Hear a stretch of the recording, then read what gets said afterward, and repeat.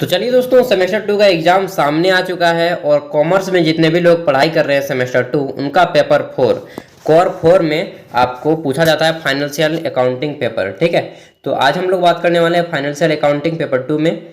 इसमें समय 3 घंटे दिए जाते हैं, फुल मार्क्स 80 होता है। तो देखिए एग्जाम में आपका भी इसी टाइप के क्वेश्चन आएंगे, तो अच्छे से प्रैक्टिस कर लीजिए। मैं दिखा रहा हूँ 2021 का पेपर है, तो 2022-23 में जो भी एग्जाम देने वाले हैं देख लीजिए पेपर को। ठीक है, तो आइए देखते हैं 15 मिनट में पूरा का पूरा पेपर सबसे पहले पढ़ लेना है एक बार। तो देखिए इसी टाइप के क्वेश्चन होंगे, सभी क्वेश्चन को यहाँ पे इंपॉर्टेंट है, कर लीजिए। एक दो हो सकते हैं क्वेश्चन आपका भिड़ जाए एग्जाम में।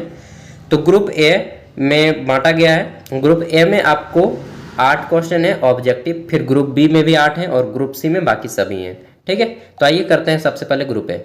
ग्रुप ए में पूछा गया है कि यहाँ पे बताना है आपको, सही आंसर चुनना है।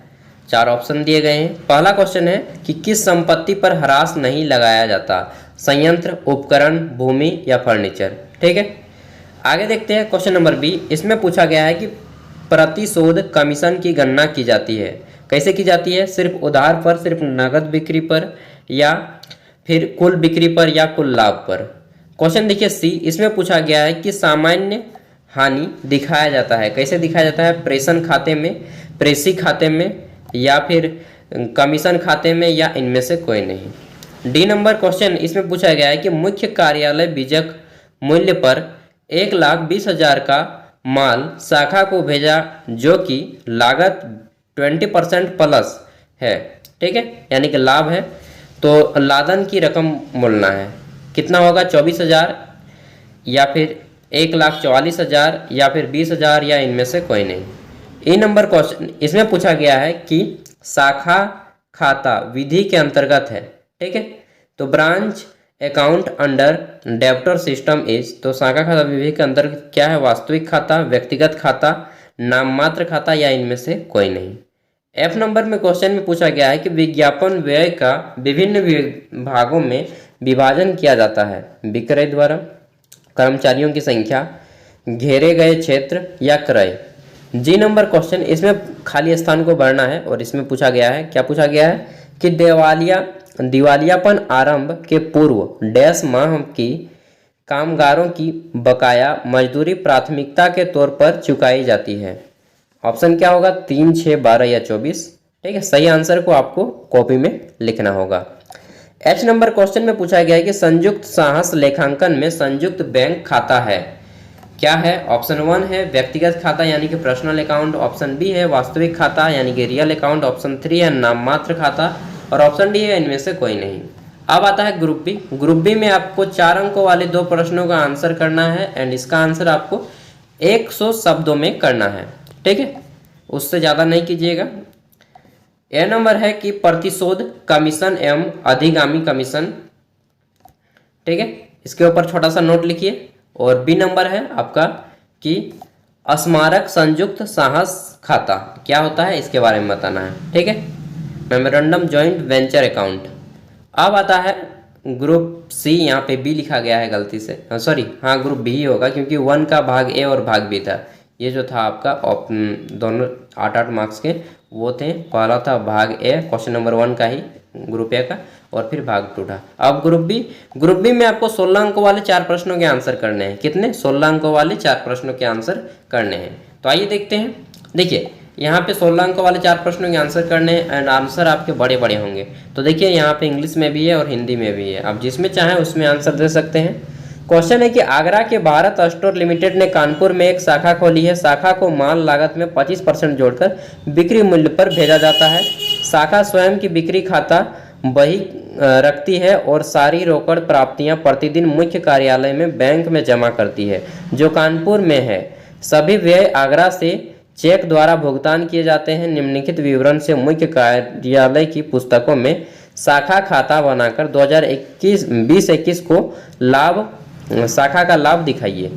तो देखिए यहाँ पे दिया गया है स्टॉक 1 अप्रैल 2020 को 7500, फिर है कि 1 अप्रैल 2020 को देनदार यानी कि डेबिटर है 4200, फिर मुख्य कार्यालय ने माल भेजा 54,600 रुपये का, फिर किराया और कर है 2400 रुपये का, फिर विविध कर है जिसको सन्ड्री चार्ज बोलते हैं, ये है 480 रुपया। फिर है मजदूरी भुगतान 2040 रुपया। वर्ष की नगद बिक्री 32,400। देनदार से प्राप्त रोकड़ 19,800। स्टॉक 31 मार्च 2021 को 9,000 और आधार बिक्री है 21,000। ठीक है। और दोस्तों इससे संबंधित जितने भी प्रॉब्लम्स हैं, मैंने एक स्पेशली प्रॉब्लम्स के वीडियो बनाई जिसमें लगभग 15 से 16 या 20 प्रॉब्लम्स को सॉल्व किया गया है। आप चाहे तो उसको देख सकते हैं। 2022 में 23 में जितने भी लोग एग्जाम दे रहे हैं, ठीक है, इन सभी के काम में बहुत हेल्पफुल करेगा वह वीडियो। आगे देखते हैं। क्वेश्चन है कि 1 अगस्त, अगला क्वेश्चन है कि 1 अगस्त 2020 को करण अर्जुन टीवी सेट खरीदने तथा बेचने के लिए एक संयुक्त संस्था से सम्मिलित हुए। करण ने कितना होगा 5 लाख का एक ड्राफ्ट अर्जुन के पक्ष में भेजा तथा अर्जुन ने 4,000 रुपये प्रति सेट की दर से 200 सेट का क्रय किए। 4,000 भाड़ा भुगतान करना है कि शर्त के साथ ये सेट करने के ट्रांसपोर्ट से भेज दिए गए और करण ने इसकी सुपुर्दगी से ले ली। ठीक है, ले ली। अब देखिए यहाँ पे पूछा जा रहा है कि करण ने बिक्री निम्न प्रकार की। देखिए सेट की संख्या दिया गया है एक तरफ और एक तरफ है प्रति सेट बिक्री मूल्य, फिर है बिक्री मूल्य पर छूट। ठीक है, आगे देखते हैं। तो यहाँ पे पूछा जा रहा है कि करण ने देय रकम का ड्राफ्ट अर्जुन के पक्ष में भेज दिया। वे लाभ हानि बराबर बांटते हैं। करण की पुस्तकों में निम्न प्रदर्शित कीजिए। अर्जुन के साथ संयुक्त उपक्रम खाता तथा स्मारक संयुक्त उपक्रम 2 है। 2 क्वेश्चन है। फिर देखिए क्वेश्चन नंबर 4, इसमें पूछा गया है, क्या पूछा गया है कि प्रेषण के संबंध में प्रेषक एवं प्रेषी की पुस्तकों में किए जाने वाले जनरल के लेखे का वर्णन करें। ठीक है, give general entry in the book of consignor and consignee regarding consignment. ठीक है, कंसाइनमेंट ये हो गया। क्वेश्चन नंबर 5 देखिए, इसमें पूछा गया है कि निम्नलिखित सूचना के आधार पर वित्तीय वर्ष 2018-19 और 19-20 और 20-21 के लिए प्लांट खाता बनाइए।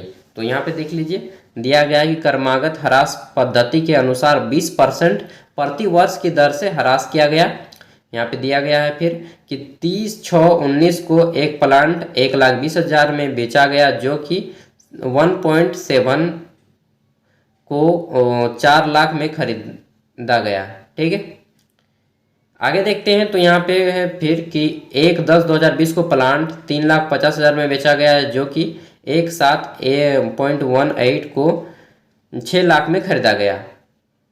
तो इस तरह से है कि फिर 1/10/2020 को एक प्लांट 2 लाख रुपए में बेचा गया, जो कि 1/4/19 को 3 लाख में खरीदा गया। और अंतिम है कि 1/10/20 को एक प्लांट 5 लाख रुपए में खरीदा गया।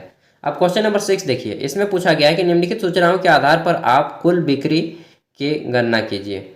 देखिए एक तरफ है आपका पार्टिकुलर्स और एक तरफ है अमाउंट। तो पार्टिकुलर्स में दिया गया है प्रारंभ में प्राप्य व्यय, इसमें 3500 है। फिर है प्रारंभ में देनदार यानी कि 1,50,000। फिर है आपका वर्ष में रोकड़ प्राप्य बिलों से 30,000। फिर है देनदारों से नगद प्राप्य 1,75,000।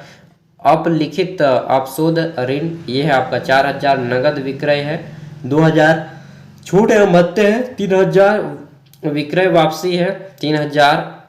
उसके बाद है अनादरित प्राप्य बिल 4,000। अंत में प्राप्य बिल 40,000 है। फिर है देनदारों का अंतिम शेष 2 लाख है। ठीक है, अब यहाँ पे है अंतिम के स्वीकार्य प्राप्य बिल अनादरित, तो ये है 5,000। और फिर है बीआर वाला है 5,500 और ये वाला है 5,000। क्वेश्चन नंबर 7 देखिए, जो कि 7, 8, 9 तीन ही क्वेश्चन है, उसके बाद कंप्लीट हो जाएगा आपका पेपर।